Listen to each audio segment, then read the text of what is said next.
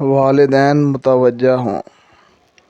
اگر ماں نے بچوں کی بلوغت کے فوراً بعد شادی کو رواج نہ دیا، اگر بیوی نے دوسری، تیسری اور چوتھی شادی کو لعنت سمجھنے کے کفر سے توبہ نہ کی، اگر مرد نے مطلقہ خواتین اور بیواؤں کی فوری اور آسان شادیوں کا بندوبست نہ کیا،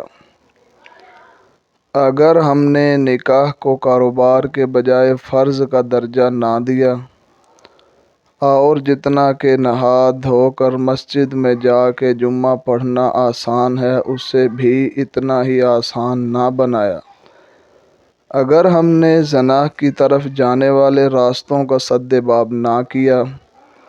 اور اسے موجودہ حالات میں اتنا ہی مشکل نہ بنایا جتنا کہ دوسری شادی مشکل ہے،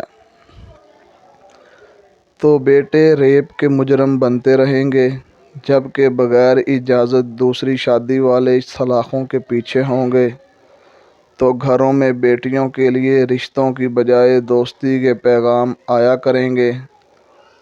تو بیٹیاں پھولوں سے سجی گاڑی میں حجلہ عرسی کی بجائے تاریخ شیشوں والی کار میں ڈیٹ پر جایا کریں گی،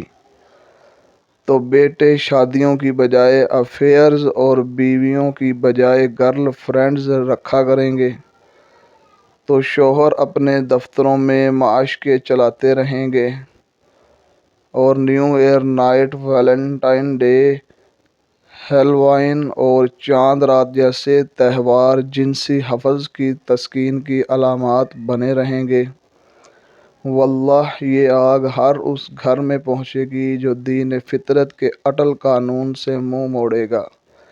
اور وہ وقت آ کر رہے گا جب اس مقدس سرزمین پر بھی والدیت کے خانے میں لکھا نام مشکوک ہو جائے گا۔